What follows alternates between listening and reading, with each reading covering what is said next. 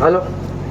सर्वप्रथम पृथ्वी पे जन्मे सभी बहुजन समाज के गुरुओं, संतों, महापुरुषों को मैं कोटि कोटि नमन करता हूँ। साथ ही साथ जंगलों के मालिक, पहाड़ों के रक्षक, हथियार जिनका गोपन, तीर और कमान, पूर्वज जिनके एकलव्य महान, टंट्या मामा के वंशज सभी आदिवासी भाइयों बहनों को मेरी तरफ से टंट्या मामा के जन्म दिवस की हार्दिक मंगल कामनाएं। साथ ही साथ बहुजनों के विधाता, हम सबके मुक्तिदाता, इतिहास के पाती, किताबों के साथी, निर्भीक, निडर, धैर्यवान, अर्थशास्त्र के जानकार, महान शिल्पकार, मानवता के पहरी, जातीयता के बेरी, symbol of knowledge, leader of गोलमेज, संविधान निर्माता बाबा साहेब भीमराव अंबेडकर को मैं संतोष लक्ष्मीचंद भाल से कोटि कोटि नमन व वंदन करता हूं।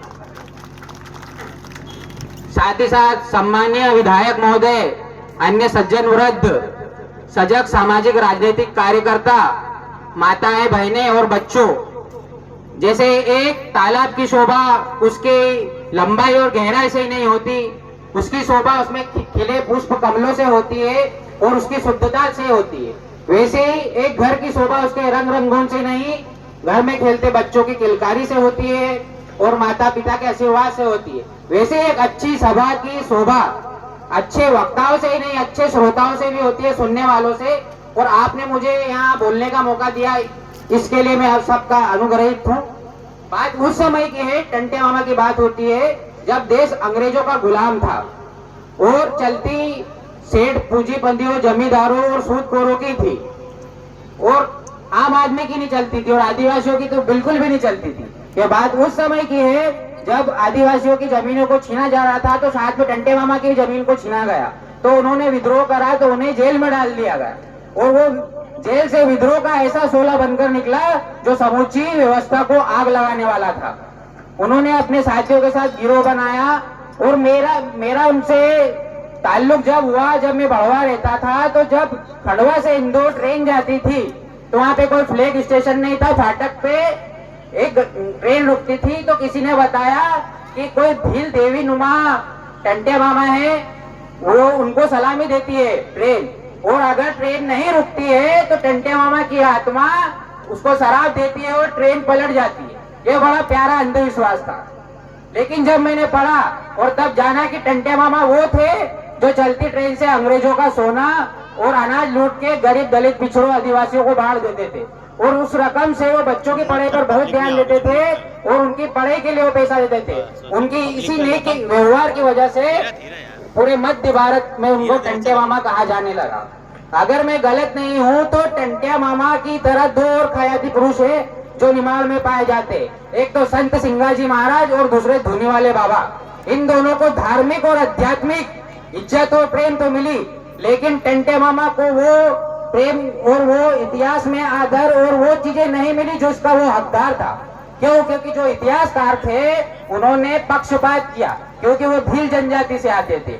इसी तरह बिरसा मुंडा, खाजा नायक, इनको भी इतिहास में वो जगह नहीं मिली, क्योंकि वो हमारा इतिहास छुपाना चाहते थे, वो हमारी पहचान छुपाना चाहते थे। आइडेंटिटी छुपाने से क्या होता है? पहचान छुपाने से इतिहास खत्म होता है और इतिहास खत्म होने से विरासत खत्म होती है और विरासत खत्म होने से पूंजी खत्म होती है और पूंजी खत्म होने से उसका भविष्य खत्म हो जाता है। लेकिन बाबा साहब ने जब 5000 वर्षों बाद पढ़ा और जाना कि हम बटे हुए लोग नहीं है, बांटे हुए लोग हैं, हमें जातियों में बांटा, और बांटने का एक मकसद था कि बांटने से शक्ति विभाजित हो जाती है और जिसकी शक्ति विभाजित हो जाती है वो प्रतिकार नहीं कर सकता, वो लड़ नहीं सकता, उसका भविष्य खत्म हो जाता है और वो गुलाम होता है। इसलिए बाबा साहब ने हमको इकट्ठा किया। 1000 से 1201 जो जातियां थी उनको कहा शेड्यूल कास्ट, अनुसूचित जाति, और 3700 जातियां थी अदर बैकवर्ड क्लास, पिछड़ा वर्ग जाति, उनको इकट्ठा किया और एक नाम दिया। और आदिवासियों के 800 जातियों को क्या नाम दिया? Scheduled tribe. कास्ट नहीं था, ट्राइब। क्यों? इसको हमारी भाषा में सीधे समझना पड़ेगा कि आदिवासियों में कबीले होते, they are not caste, they are tribe. तो कबीलों में रहते थे, इसलिए उनकी अलग रीति रिवाज, परंपरा और उनका धर्म था। लेकिन एससी और ओबीसी उसमें नहीं है, क्योंकि कभी एसटी ने नहीं कही, वो इसलिए हमेशा आजाद रहा। लेकिन फिर भी आज हमारी पहचान को छुपाया जाता है। आज हमें क्या कहा जाता है? आदिम जाति, वनवासी, क्रिमिनल ट्राइब। क्यों? क्योंकि वो आदिवासी शब्द को छुपाना चाहते हैं। इसलिए हमें अपनी पहचान को बचाना होगा, और पहचान को बचाना है तो उसके मैं 2 उपाय बताता हूँ। पहला कि शिक्षित बनो, संघर्ष करो और संगठित रहो। हम शिक्षित तो बने, संघर्ष तो किया, शिक्षित तो बने, संघर्ष तो किया, लेकिन शिक्षित बनने के बाद टीवी, बीवी, बंगले और अपनी कार से सपाटा करने में अपन मस्त है ना। संघर्ष भी किया, संगठित भी नहीं हो पाए पूरी तरीके से, नहीं तो हम संख्या में 90। इसलिए बाबू जगदेव प्रसाद ने एक नारा कहा कि 100 में 90 शोषित है, शोषितों ने ललकारा है, धन धरती और राजपाट पे 90 भाग हमारा है। 10 का शासन 100 पे, 10 का शासन 90 पे नहीं चलेगा, नहीं चलेगा। सबको शिक्षा, सबको काम, वरना होगी नींद हराम। और जो सबको शिक्षा दे न सके वो सरकार निकम्मी है, और जो सरकार निकम्मी है वो सरकार बदलनी है। तो बाबा साहब ने हमें पहला उपाय क्या बताया?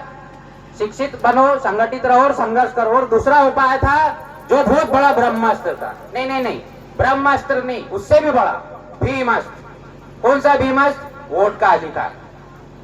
लेकिन हम अपने वोट के अधिकार का सही इस्तेमाल करते हैं क्या? एक साड़ी, एक क्वार्टर और 1 किलो चिकन में उसको बेच देते।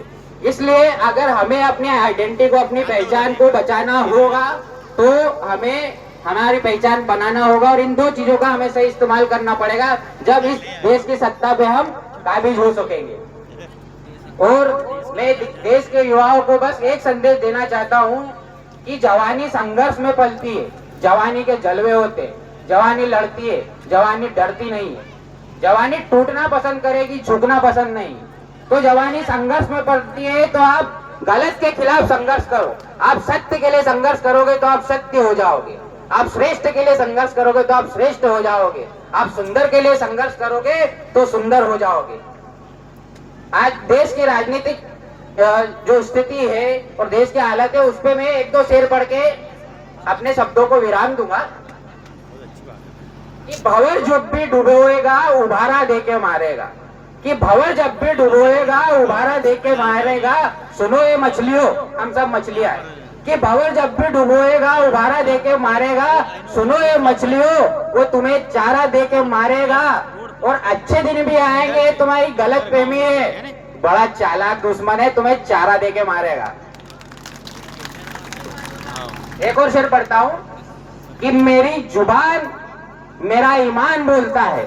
कि मेरी जुबान मेरा ईमान बोलता है, मेरी जबान से परवरदिगार बोलता है। कि मेरी जबान मेरा ईमान बोलता है, मेरी जबान से परवरदिगार बोलता है।